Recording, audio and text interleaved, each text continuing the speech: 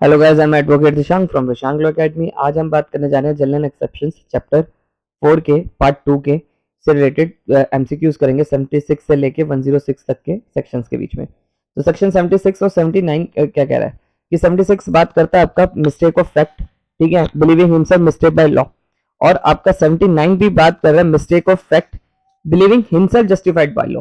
तो दोनों में डिफरेंस दिखाता है, तो इसमें भी मिस्टेक ऑफ फैक्ट है, इसमें भी मिस्टेक ऑफ फैक्ट है, पर इसमें क्या है, इसमें 79 में जस्टिफाइड है, ठीक है। तो यहाँ पर बात क्या कर रहा है कि जनरल एक्सेप्शन प्रोवाइड दैट किसकी बात करता है, ये फैक्ट की बात करता है। फैक्ट अगर है तो दोनों में आपका मिलेगा, लॉ पे है तो नहीं मिलेगा, तो इसका आंसर क्या है, B. A police officer without warrant apprehends that who has committed the murder has committed the offence. यहाँ पर ए ने आपका एक जेड नाम के आदमी को पकड़ लिया, विदाउट वारंट पकड़ लिया, section 41 CrPC. Who has committed the murder of A, जिसने आपका मर्डर करा था। A has committed the offence. अब यहाँ पर 260 के हिसाब से उसने कौन सा ऑफेंस क्राइम करा है, तो यहाँ पर आंसर है नो ऑफेंस, उसने कोई ऑफेंस नहीं किया, ठीक है। In which of the following conditions act will not being wrongful confinement, इनमें से कौन सी चीज आपका रॉन्गफुल कन्फाइनमेंट में नहीं आएगा, ठीक है। तो अगर उसने आपका malice the act will be, अगर उसने रॉन्गफुल कन्फाइनमेंट करी है, रॉन्गफुल कन्फाइनमेंट का मतलब क्या है, यानी कि उसने बंदी बना लिया, मतलब 4 दीवारियों में किसी बंदे को कैद कर लिया, ठीक है। पर अगर उसने मैलिस इंटेंशन के साथ करा है, ठीक है, तो आपका फिर वो माना जाएगा। पर ये क्या कह रहा है, क्वेश्चन क्या कह रहा है, which condition the act will, act कौन सा, रॉन्गफुल कन्फाइनमेंट का, नहीं माना जाएगा। अगर उसने मैलिस इंटेंशन के साथ करा है तो वो आपका एक्ट नहीं माना जाएगा, पर अगर उसने मैलिस इंटेंशन के साथ करा है तो ही आपका रॉन्गफुल कन्फाइनमेंट माना जाएगा, ठीक है। तो इसका आंसर क्या है, 261 का B. A police officer is directed by the court to arrest B. His arrest C after reasonable inquiry believe C and to B. अब यहाँ पर क्या हुआ कि A ने एक पुलिस ऑफिसर का डायरेक्ट था कोर्ट, उसे कोर्ट ने कहा कि B को पकड़ के लाओ। He arrested C, उसने B की जगह पे C को अरेस्ट कर लिया। रीजनेबल इंक्वायरी करी थी उसने, ठीक है, believing that C to B, उसने सोचा C ही B है, ठीक है। तो अब यहाँ पर उसने उसके ऊपर कोई केस बनेगा, तो आंसर है C, A has committed no offence, A ने कोई ऑफेंस नहीं किया because he arrested C in a good faith, उसने गुड फेथ में किया था, himself bound by law to do so. तो इसका आंसर क्या है आपका C. A an officer of a court is order by the court और to effect the arrest B but believing Q and A officer of a court ने कहा, order करा to effect arrest P, P को arrest करके लाओ। एक मान लो एक आदमी है डी, उसे कहा कि पी को पकड़ के ला, वो पी की जगह पे क्यू को ले आया, ये arrest Q, A is guilty of A का कोई ऑफेंस माना जाएगा, ठीक है। तो एक सिंपल सी बात है, ए ने कहा ए पकड़ के ले आया, ए को कहा कोर्ट ने जाके पी पकड़ के लिया, वो पी की जगह क्यू को पकड़ के ले आया, ठीक है। तो यहाँ पर उसने रीजनेबल इंक्वायरी करी थी, तो यहाँ पर उसने कोई ऑफेंस करा, तो आंसर है इसका बी, नो ऑफेंस, ठीक है। इसने यहाँ पर कोई ऑफेंस नहीं करा, और क्यों नहीं करा, क्योंकि यहाँ पर उसे जस्टिफिकेशन था, सेक्शन 77 की बात कर रहा है ये, section 77। Which of the following section Indian IPC provide that nothing is an offense which is act and judge judicially? तो ये जज एंड जुडिशली वाली बात जो करता है वो आपका सेक्शन 77 बात करता है, ठीक है। तो इसका आंसर क्या है आपका 264 का सी।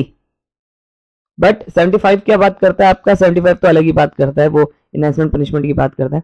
76 बात करता है मिस्टेक ऑफ फैक्ट की बात करता है, ठीक है। 77 तो आपको पता चल गया। 79 जो बात करता है वो आपका बात करता है mistake of fact justification by law. An act which is done by जज, अगर एक जज ने कोई एक्ट करा, व्हेन एक्ट जुडिशली, उसने जब वो जुडिशरी काम exercise of any power which is in good faith believing in to be believing believers is to be give by him law, then act of जजेस, वो उसका जज का क्या माना जाएगा, ऑफेंस माना जाएगा। तो आंसर बात है नहीं, क्योंकि उसे इम्यूनिटी मिली हुई है, कौन से तहत के, सेक्शन 77 के तहत, ठीक है। तो यहाँ पर आंसर क्या होगा B. Which of the following statement is correct? A hangman who hanged the convict person, एक हैंगमैन ने कन्विक्ट डाल दिया तो उसके ऊपर कोई सेक्शन नहीं लगेगा, तो ये बात करता है आपका सेक्शन 78, ठीक है। सेक्शन 78 बात करता है, क्योंकि सेक्शन 78 बात क्या करता है, बेसिकली सेक्शन 78 ये कहता है कि अगर कोई जजमेंट या कोर्ट के ऑर्डर पे आपने कोई काम करा है, ठीक है, तो आपका जिम्मेदार नहीं होंगे। और 94 क्या बात करता है आपका कि कंपेंट बाय थ्रेट, अगर थ्रेट से कोई काम हुआ है, ठीक है, तो नहीं माना जाएगा ऑफेंस। 76 आपका बात यही करता है मिस्टेक ऑफ फैक्ट की, ठीक है। 78 बात करता है और जजमेंट और ऑर्डर के बेस पे आपने कोई कांड करा है, तो यहाँ पर जो उसने फांसी पर लटकाया है, जल्लाद ने वो किसके बेस पे लटका है, इसी बेस पे लटका है कि ये इसके कोर्ट के आदेश के ऊपर। और 77 क्या बात करता है आपका, सेक्शन 77 बात करता है आपका कि जुडिशली एक्ट करना, ठीक है, जुडिशली एक्ट करा है। तो यहाँ पर आंसर इसका वैसे क्या होगा 266 का सी।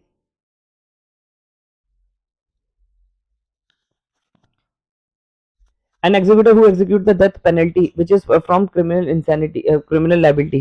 तो वही बात है आपका सब, इससे रिलेटेड कौन सा सेक्शन बात कर रहा है, इससे रिलेटेड बात कर रहा है आपका सेक्शन 78, ठीक है, तो बी बात कर रहा है। आंसर क्या है इसका बी। 97 वही बात है, थ्रेट से रिलेटेड बात कर रहा है, ठीक है, नहीं सॉरी थ्रेट से नहीं, राइट टू प्राइवेट डिफेंस से रिलेटेड बात कर रहा है, प्रॉपर्टी बॉडी एंड प्रॉपर्टी से रिलेटेड बात कर रहा है कि आपका देखो 97 बात कर रहा है कि आपका right to defence private defence है, बॉडी एंड प्रॉपर्टी दोनों के लिए, ठीक है। 78 बात कर रहा है आपका कि 78 क्या कह रहा था, हाँ, कि जजमेंट एंड ऑर्डर के बेस पे आपने कोई कांड करा तो नहीं माना जाएगा, ठीक है। 79 बात कर रहा है आपका, 79 कह रहा है कि मिस्टेक ऑफ फैक्ट करा है आपने, believing himself justified by law, अपने आप को जस्टिफाइड करके लॉ के तहत। और 80 बात कर रहा है आपका एक्सीडेंटली आपने कोई एक्ट करा है, ठीक है, एक्सीडेंटली आपने कोई एक्ट करा है, 80 बात कर रहा है एक्सीडेंटली, तो उसका आंसर आपका पता चल गया था। even though a man knowledge that particular consequence will probably result from his act something insufficient this is that he is intent to are strong। अब देखिए क्या है यहाँ पर, क्या है, even thought and knowledge,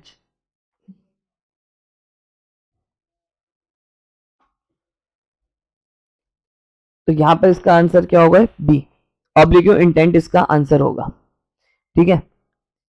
cruise precedence levers deals with the, आपका ये जो फेज है ये किससे डील करता है, आपका इंटॉक्सिकेशन से रिलेटेड डील करता है, तो इसका आंसर क्या है ए, इसका क्या था B.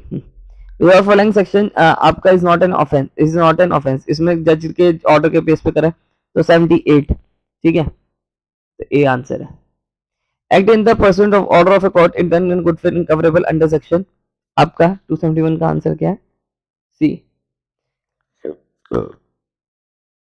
Hangman who hang the prisoner 78।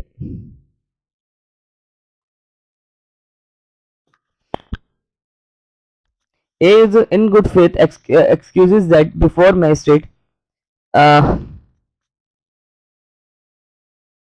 Answer इसका ए है।